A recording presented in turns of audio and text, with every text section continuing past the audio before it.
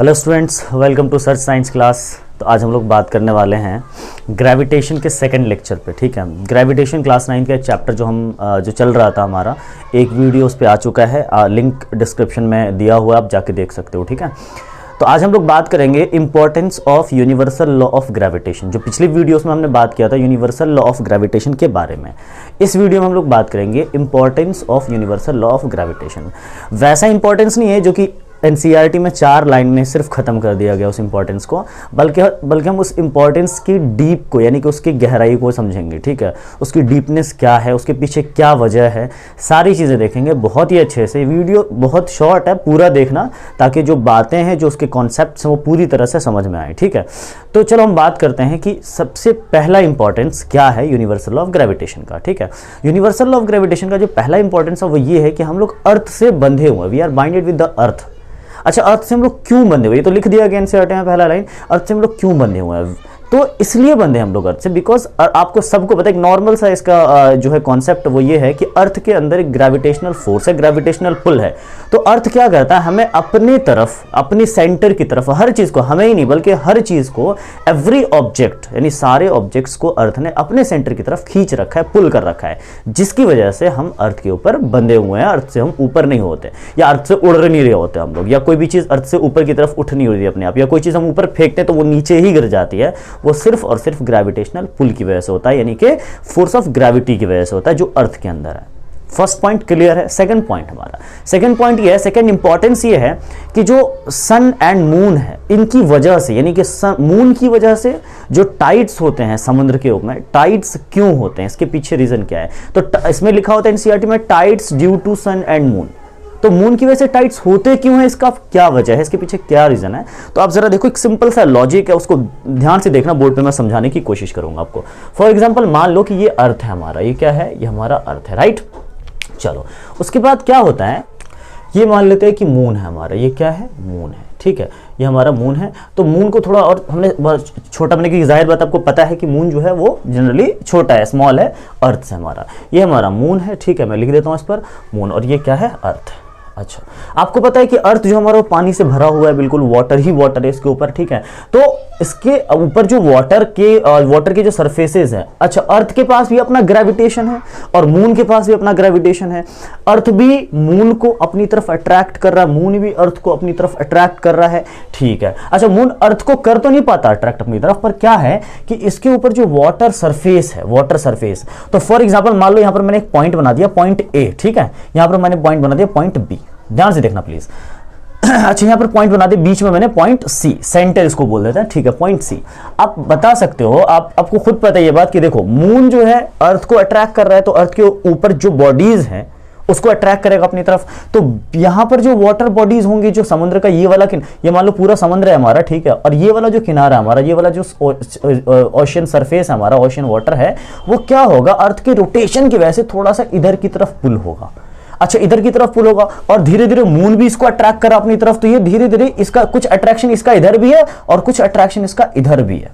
तो इस रोटेशन की वजह से जो हमारा वाटर है वो क्या होता है कि इस तरह से, कुछ इस तरह से अरेंज हो जाता है, इस रोटेशन में अरेंज हो जाता है, राइट। लेकिन इसी रोटेशन की वजह से वाटर जो है वो थोड़ा सा बाहर की तरफ, वाटर थोड़ा सा अर्थ के सरफेस से थोड़ा बाहर की तरफ उठ जाता है और एक बल्जस फॉर्म करता है, एक बल्जस के फॉर्म में हमें नजर आता है। फॉर एग्जाम्पल मान लो ये बल्जस, इतना जो है वाटर राइज होता है अर्थ से, है ना, यानी ये बल्जेस बनाते हुए अर्थ, बल्कि वाटर अर्थ पे ही है, पर क्या हो रहा है कि यहां पर हल्का सा बल्जेस बन जाता है, हल्का सा ऊपर की तरफ वाटर उठ जाता है, किसकी वजह से, मून की ग्रेविटेशन की वजह से। क्लियर चीज, इसी को यूनिवर्सल लॉ ऑफ ग्रेविटेशन में बताया गया है। ठीक है, तो मून की ग्रेविटेशन की वजह से अर्थ थोड़ा उठा, ये वाटर बॉडीज थोड़ा सा उठा। अच्छा, अर्थ रोटेट कर रहा है कंटिन्यूअसली, तो यहां पर जो है वो टाइड्स, इसी को बोलते हैं हाई टाइड, और यहां पर इस पॉइंट पर, पॉइंट बी पर पानी का लेवल उठा हुआ नहीं होगा, हल्का सा अंदर की तरफ होगा, तो ये वाला जो पोर्शन है वो कहलाएगा लो टाइड। यानी कि जो पॉइंट, ऐसे ध्यान रखना, जो पॉइंट मून के लाइन में होगा वहां पर मून का ग्रेविटेशन अट्रैक्शन ज्यादा होगा, पर मून के लाइन में जो पॉइंट नहीं है वहां से डिस्टेंस बढ़ गई, डिस्टेंस बढ़ने की वजह से क्या होता है कि अट्रैक्शन थोड़ा सा कम हो जाता है। तो यहां पर ज्यादा बल्जेस नजर आएंगे, यहां पर कम बल्जेस नजर आएंगे, तो यहां पर हाई टाइड होगा और यहां लो टाइड होगा। अब बात यह आती है कि अट्रैक्ट क्यों कर लेता है।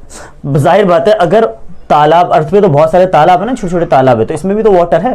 तालाब के पानी में हाई टाइड लो टाइड क्यों नहीं दिखाई देता, लेक में हाई टाइड लो टाइड क्यों नहीं दिखाई देता? तो इसलिए बिकॉज आपको पता है कि वाटर जो अर्थ पर है उसका मास बहुत ज्यादा है, 3 पार्ट में वाटर है ना, मास बहुत ज्यादा है। तो आपने पढ़ा होगा यूनिवर्सल लॉ ऑफ ग्रेविटेशन में ये भी बताया गया है, जो हम लोग ये पढ़ते हैं F equals to G m1 m2 upon में r² या d² भी पढ़ते हैं इसको हम लोग।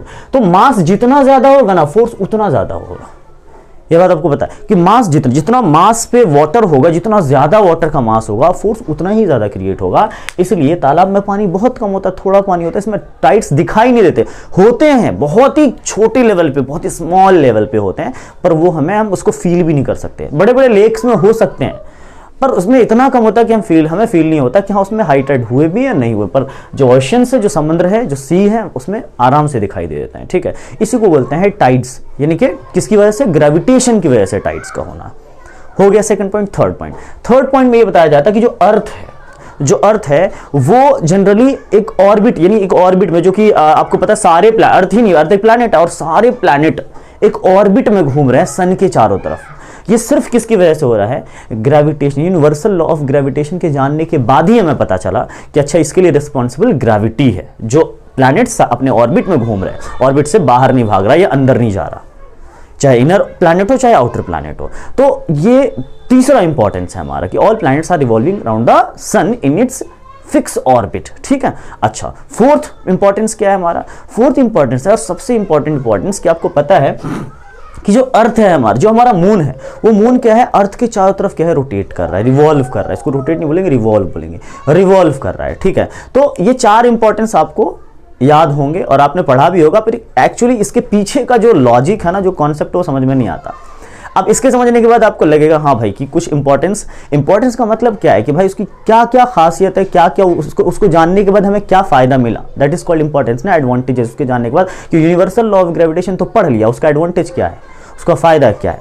ठीक है, तो आई होप कि आपको वीडियो समझ में आया होगा। अगली वीडियो में बात करेंगे 3rd लेक्चर ग्रेविटेशन के बारे में। होप आपको वीडियो अच्छा लगा होगा, और अगर आपको अच्छा लगा है तो जल्दी से फटाफट लाइक शेयर कमेंट जल्दी करा, और सब्सक्राइब करना ना भूलें। सब्सक्राइब और बेल आइकन प्रेस करना, ताकि आपको नेक्स्ट वीडियो का नोटिफिकेशन आपको जल्दी से मिलता रहे। Thank you so much, thanks.